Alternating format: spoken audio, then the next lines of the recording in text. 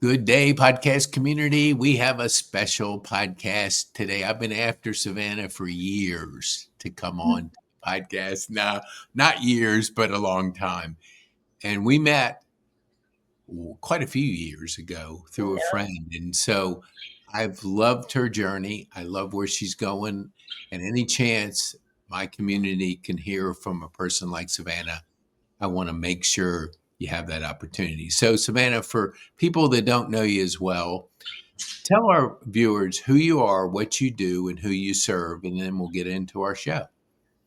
Yes, thank you so much, Pete. I appreciate it. And forgive me, I think there might be a bit of a lag on my end all of a sudden. So hopefully you can catch what I'm saying. But Okay. when it comes down to who I am, well, first, I'm just happy to be here. I'm happy to be a friend of yours for so long.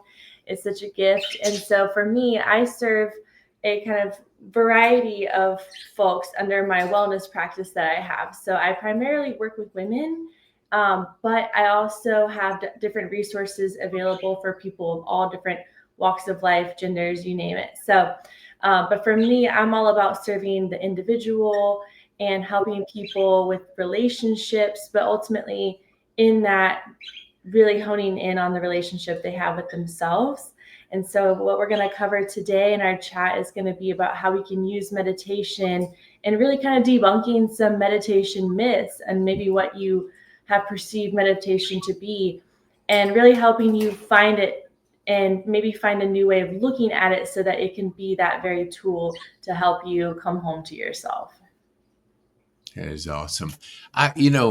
I grew up dyslexic and ADD, and when people would say meditation, I'd say, well, let me try it. I could never get beyond 5 seconds because I just didn't. I don't know if I didn't know the proper mindset. So when you're working with people that haven't really had a practice of meditation, how do you transition them into discovering the power of meditation? Yeah. Well, I would say one of the first things I like to teach people about meditation, really, it's about understanding it is a practice.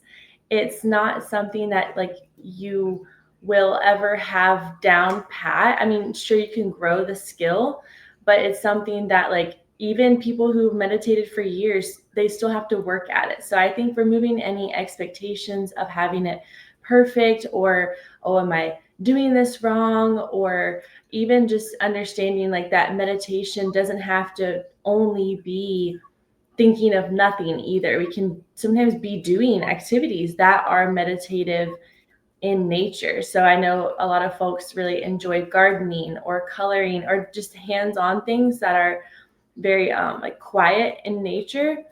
Even not that quiet has anything to do with it. Even playing an instrument can be a meditative experience. Really, it's just about being present and being connected to yourself. And you can do that in a whole variety of ways. It doesn't have to only be just sitting, not thinking about stuff. Of course, that can be a helpful way to do it. So I just like to help people debunk maybe what they perceived meditation to be. And really, that's just to remove any shame that could be a barrier or guilt that could be a barrier that sometimes holds people back into discovering how useful this practice can be for themselves, is that fear of like, oh, I'm not doing it right. So that's kind of the first step I like to take in helping Hmm. people make this something that can nourish them, is taking away the stuff that maybe is blocking some of that nourishment. Yes, and it definitely is there. Would you say, like, I know for myself that self awareness was the gateway to my rapid personal growth. So, what do you like when you're working with people? And I've always had like, I look at the other person as the problem, and it's really me. So, how has the relationship part, when you're working with people, that self awareness, that journey of growth, can you share with our viewers what you know, how you help people in that area to discover themselves and to grow? Mhm. Absolutely. I mean, I think you gave a really good example. I think sometimes when we are noticing things in other people, that can be powerful information. I think it's about when we apply that self-awareness piece to it, it's about realizing that really what we see is what we ourselves already know. And so really when we start to notice other things in people's behavior, like, oh, she's always late, or like, oh, he never says this right, or whatever it is, like especially if it's like a critique, that a lot of times can be a reflection of our own inner monologue, or perhaps like something that we ourselves are holding on to as far as a belief, or sometimes we are in those moments projecting how we think we should be or how we would act, and projecting that onto that other person of like, why aren't they doing what I would do, instead of just allowing them to show up how they are, and vice versa. So sometimes when we are noticing certain things in people, they're really serving as a mirror to us, and maybe where we need to do some self-reflection or some healing. So let's say maybe it's not the critique side, maybe it is like the envy side, or like a jealousy side, where we're like, maybe we're seeing someone really jealous of their confidence, and we're Mhm. like, wow, like she must not have like any problems because she's so pretty and confident. But really, that's just revealing a wound that we ourselves have of like, oh, wow, this person is triggering my insecurity. And that's something that I need to nourish and nurture, instead of criticizing her, or assuming things about her. That's really revealing our own wounds. And that's a place, or that's a way that we can look at ourselves, and see a place within ourselves that needs us to turn that attention of ours inwards instead of outwards, and bringing it in. And meditation is a great tool to just start to explore those places within ourselves that need more of that self love, that self compassion, which then allows us to show up better with other people down the road too. Mhm. I love that. I had a gentleman on my podcast about 6 months ago, and he grew up age 5 in a concentration camp, and it's not like you would think at age 5 you would find yourself in that environment. But what he said, which was profound, is we all hear of PTSD, which is post traumatic stress disorder, but he said post traumatic stress growth. And Mm, he said that, I mean, when we started doing the podcast, I was like blown away, because I said to him afterwards, I said, "How did you find this podcast?" And he says, "I don't know," so it was just, we got connected in a crazy way. But here's my point: yeah. what what would you say in your life has helped you with the most growth? Like, did you have anything dramatic, anything that really spurred the growth part of your journey? For sure. I think there's been a number of things throughout my life that have shaped me into the person that I am, that have maybe felt like, um, and maybe have been moments of pain, but that have cultivated, or I've cultivated them into those growth edges, like you've mentioned. I think just as of late, just especially since my clinical focus and my focus with other people like that I work with has kind of organically shifted into the self love journey and the relationship journey. I think that to be in this place now where I'm helping people with that, I had to go through a really traumatic relationship and breakup. I mean, honestly, the breakup was the best thing because the relationship was so unhealthy. But all that to be said, like, even though like that relationship caused so much psychological pain and emotional pain and all kinds of things, it's something that I wouldn't change about my journey, because it ultimately led to me standing up for myself and finding my voice again, and really honing in on what I want and what I deserve, and claiming that by saying goodbye. And then in the year and a half of me being single, really honing in on that self-awareness and advocating for, and not compromising or settling for anything less than what I really want, in a partner. And then now having found that partner who's like a perfect match, and we complement each other so well, and the relationship is super healthy, it's Hmm. something that I still find myself going back to certain moments of growth where maybe my brain is still stuck in that PTSD cycle of, oh, I maybe can't set this boundary, or maybe he'll get mad if I say this. And I'm still having to unlearn that. I think that's something I want folks to know, is that even when you're in these growth moments, it's not something that's like, okay, I've healed, I'm done.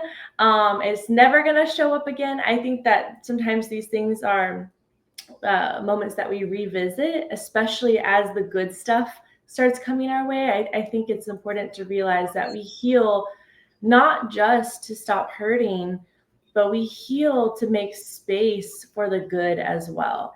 And I think that that is something that I love to teach people in the journey, is like, you're healing not just so you don't suffer anymore, or so that this stuff doesn't bother you anymore, but you heal so that when that perfect partner does come your way, you can receive them and receive that love that they have to offer you, and that those painful things aren't getting in the way. Of course, sometimes we still have to work through stuff, but that it allows you to embrace what it is that you've been fighting for in your heart, and that you want. We have to kind of be able to heal enough to let those walls down so we can let it in at the same time. Hmm. That's so good. What drove you to what you're doing now? Was there anything in your life? Was there like a discovery of anything in particular that moved you to the path that you're on right now? Um, I would say that just really learning to, and using meditation as an example, really learning to tune into the desires of my heart, and desires that I've had for as long as I can remember, really, truly. I think that, like, even as a little girl, I've always craved and wanted, like, a happy family and a loving relationship. And I feel like I was a day one romantic. And I think that, like, over time, there's so much that can try to talk us out of those things, or that maybe teach us that it's like we're asking for too much, or that it's not possible, or whatever the case may be. And I think that that's one of the most important things about connecting with yourself, is really it's about connecting not just to your sense of self-love, but I think it's about connecting to your own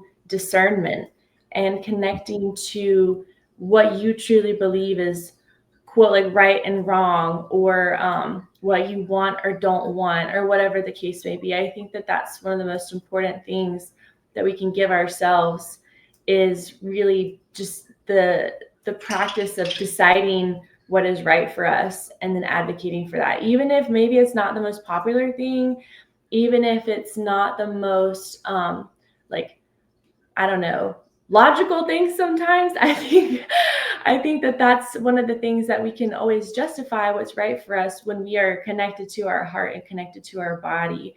Hmm. So I think that just in my own journey, taking that time for myself to really tune into my spirit, and like, what is really, really going to make me happy, and um, and what is really going to bring me sustainable fulfillment. um, I think that that's one of the best gifts that we can give ourselves, in protecting our peace and advocating for our sense of self-worth as well. Hmm. That's so good. I've seen a shift in our culture. The average person in America watches 4 hours of TV. They Mhm. scroll 2 hours of social media. So they're consuming Mhm. other people's lives. Yeah. And I think we're born to create. Mhm. So what does your creative like journey look like? Like how are you exercising that? And my other question is, when you are working with your clients, do you ever see too much consumption and you're trying to pull them towards filling that heart up with creating, and how do you do it? Oh my gosh, yes. And I mean, I'm not innocent, or maybe that's not the right word, but I'm not. I think everyone struggles with it. Even someone like myself who is, I would say, maybe more awake to how much there are, I guess, like pressures or even just structures that want to keep us in those cycles of consumerism, whether it's buying things or I say it like the chasing the rabbit, or chasing the carrot at the end of the stick. Mhm. Or like the scrolling, where it's kind of like we're constantly looking for the next thing that's going to fulfill us. I think that when we are searching outside for that fulfillment, that's where the cycle is continuing. Of course, like there's certain things we need to change in our life to maybe bring us joy more consistently, especially if there's unnecessary stress or whatever the case may be. But really, it's when we start to do the searching inward that true fulfillment is really found. And it's not something that we have to go looking for or that we can buy or even that's really given to us by any other human. It's something that we ourselves have to create the fertile soil for. And then everything else in our environment can be the water, can be the sunlight. Like kind of what I was saying a second ago, it wasn't until I had to go through that self love journey to heal my heart and to feel joy and to feel love by myself that I could not only identify real love in someone else, but receive it as well. But if I was just waiting around, like, who's going to give me love? That can make us super vulnerable to something that maybe we don't really know as to be like true for what we want. Or we're maybe just going to accept the first thing that feels kind of right. Um, so I think it's about getting comfortable with being uncomfortable.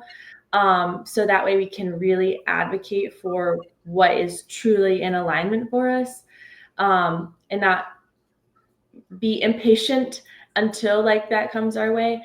Mhm. But all that to say, like with the consumerism and the creativity, you're so right about that, Pete. I think that the consuming addiction that we have, that entertainment addiction that we have, I say we just as society right now, um, Mhm. it's so very much like robbing us of our individualism, robbing us of our own opinions, and I think sometimes even like our values. And I see this with my clients, with my friends, even when it comes down to like again like relationships is such a hot topic right now, especially for my generation. Mhm. I think that my generation has um I would say like maybe not had like the best examples of healthy relationships, or maybe there's just like just too much information out there of what that looks like, and maybe too much information out there about like what isn't good, Mhm. that's influencing people. Because I know even just like with some of my girlfriends, they're like, oh, I hate men. Men are the worst. I don't want to date. But then they're also like so hungry for love. And they so Mhm. very much still have that heart's desire for a relationship and for a partner. But because there's all this media out there that's just men are the worst, blah, blah, blah, blah, blah. It's feeding that belief. And then here I am with my amazing partner who is just the best man I've ever met and is so wonderful in every way. It's like, I had to really believe that that existed out there and Mhm. not fed into or be fed by the junk that's out there trying to keep us in that fear mentality, but really believe love is out there, be love myself, be in love with myself. And then boom, I attracted that love that was a mirror of my own belief of what I thought the world could be and what I thought a partner could be. It's kind of like that attraction piece. You got to believe it, and so you can accept it and attract it. That's well said, man. Because I was listening to a person talk almost to the point what you're saying, that if we allow society to educate us, Mhm. it's not necessarily good for us, Yep. because just those narratives, men are bad, men are Right. this, men are this. And it's just like constantly working on our mindset.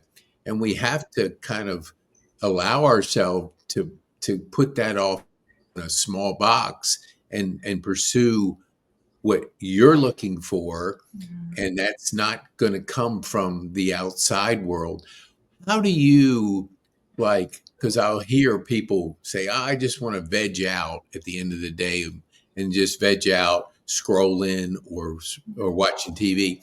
How do you maintain a high level of energy to be able to pursue what you've been sharing on the podcast? Mhm. Yeah, well, I think first of all, I have nothing against vegging out. I do love to veg out from time to time, but I think Mhm. it's about really again practicing that discernment of what you're consuming because I 9 times out of 10, whatever is the number one show out, I could care less about because a lot of times I'll see trailers for certain shows that maybe everyone around me is raving about. But if it does not resonate with like what I'm into and what I want to influence me, because it's going to influence you. Whatever you are watching is Yep. influencing you.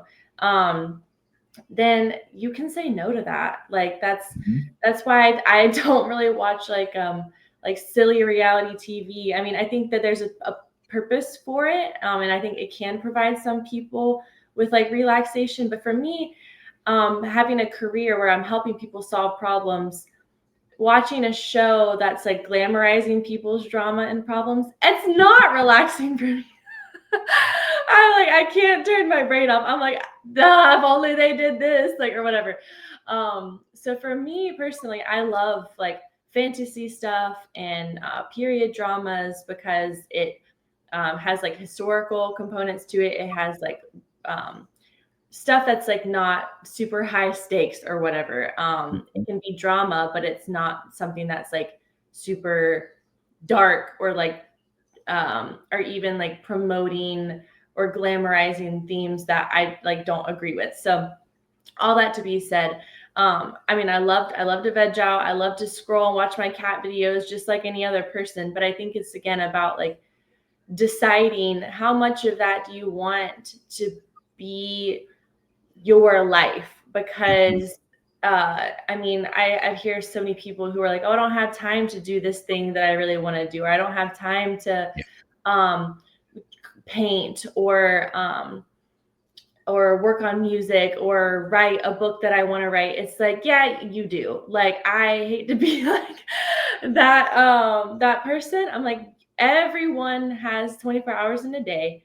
It Yep. is what are you doing with those 24 hours? Cuz if you don't set up screen time limits on your phone, you will spend 2, 4, 6 hours on your phone. Like if you are not tuned in to what you really want and able to recognize when you're going over that limit. And it's hard. I get it. Like there are times when I'm like, well, just one more video, just one more. But then I'm like, no, I have to get real with myself and stop BSing myself and be like, no, this is not doing anything for me. This is the carrot. This is the technology carrot that's designed to keep us chasing it. I gotta be able to wake up, step back, and really put my energy into something that's going to nourish me. And that is like that creative expression piece. That's awesome. So we often have routines in our life, and those habits are good outcomes if we can create them. What's your morning routine like that you could share with our viewers that has worked for you? Yeah, well, honestly, just right on topic with what we're discussing with the consumerism in media.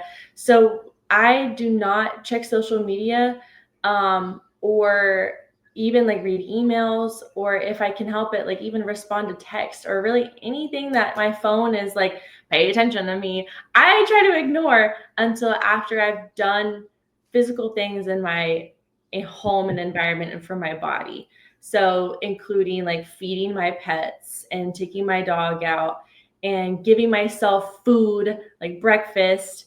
Because I mean, I even have had moments where like I've gotten to bad habits of like waking up, scrolling on my phone, And then next thing you know, I'm like, oh, I'm late for whatever. I don't have time to eat breakfast. I don't have time to do the thing that's actually going to be of substance and nourish my body. That's what I'm telling myself. But then Mhm. I just wasted 45 minutes looking at garbage that I don't even remember. Like it does nothing to significant to my life.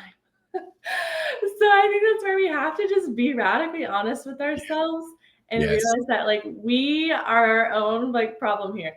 Um, and we are our own solution. So all that to say, we have to Yeah. just be real with ourselves of like, okay, I cannot complain about this because I'm perpetuating it.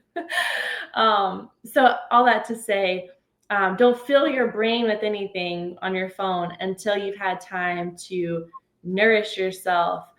For me, like my morning pages are crucial for my self regulation and me deciding how do I want my day to go? What am I feeling right now? And how can I honor that throughout my day? Like that's very much like a part of my morning pages of journaling.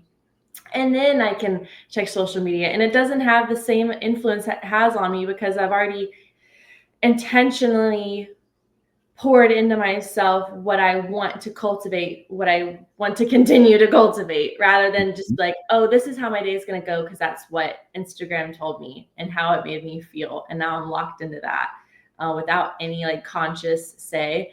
So yeah, we really just kind of like wake up and be real with ourselves. Yeah, it is the morning routine. I guess I read a book maybe 8 years ago, Hal Elrod, I believe it is, and he talked about his routine. So I started practicing that my morning routine. I sometimes don't check email till later in the afternoon. Mm-hmm. Now I don't work for anybody, so I don't. People aren't like tugging on my purse string or my email streams. Yeah. I'm not having to do it. I know some people do, but if we jump right into reacting, like you said, the text is nobody says you have to return a text in 5 minutes. It's Yep. our own things we put on us. And those boundaries are so important to say. Sometimes it might take 3 days, but it depends on you and how you want to, respond to things. And if you don't set those boundaries, these people in these social platforms, these are like hundreds of PhDs, and their one job is to keep you on their platform. So if Yep. you think your willpower is going to beat these people that are so good at keeping your attention, Yeah. you will fall into that. So you got to have those boundaries. As we wind down, I want to give our viewers, let me put this up on the screen for a second. We do live events for our community, and we had to cancel our last one because of technical difficulties, which you were going to speak, and we put this together for that. So we want to let our community know, getting together in person makes a difference. Learning in person, building relationships in person, speaking from a platform helps us to get out of that comfort zone that you talked about. Because there's no statues erected in America and it says that person stayed in their comfort zone the whole life. Like Yeah, for real. getting out of our comfort zone. So I've had people that'll make every excuse in the book of why they can't speak. And I just say, if you let fear grow, it'll grow. But Yep. if you let your faith and your courage, which is speaking in front of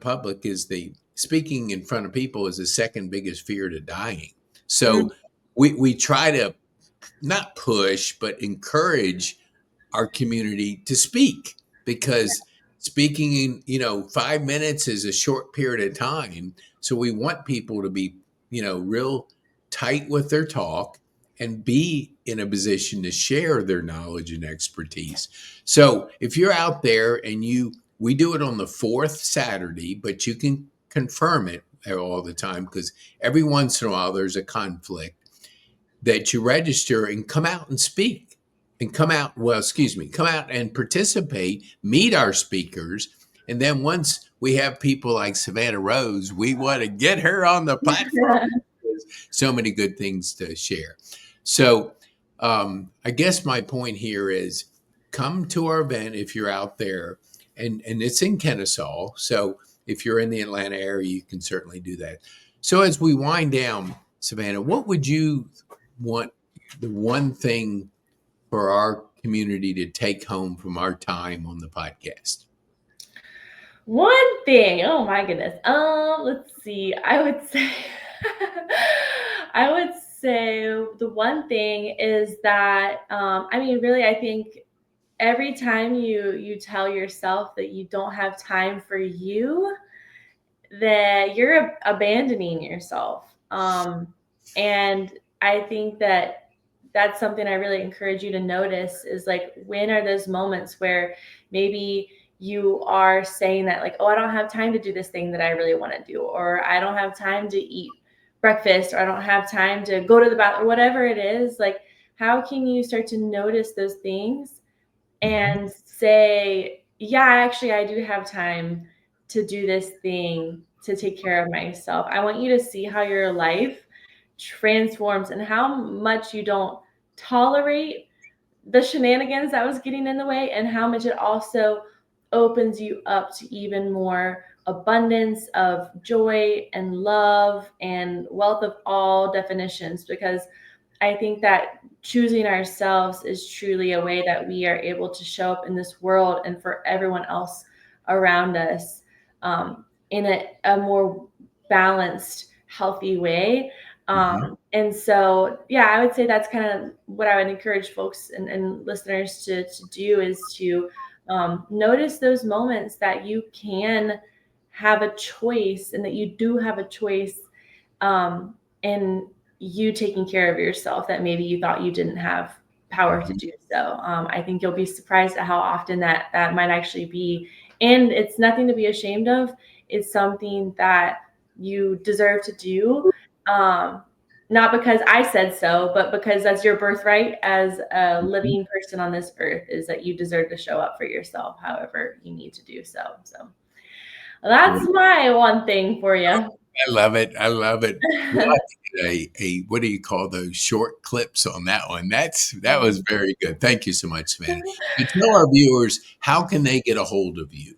Sure, yeah. You can reach me at my website, eclipseevolution.com. And of course, I have social media that's all connected to that as well. But you can reach me there. And if you want to hear me yap more, I have a podcast myself. So happy to be a resource, happy to be a light, and happy to connect. Awesome. Thank you so much, Savannah, for carving out time in your busy schedule to share with our community, Savannah Rose Johnson. We appreciate you. Thank you Thank so you. Thank you so much.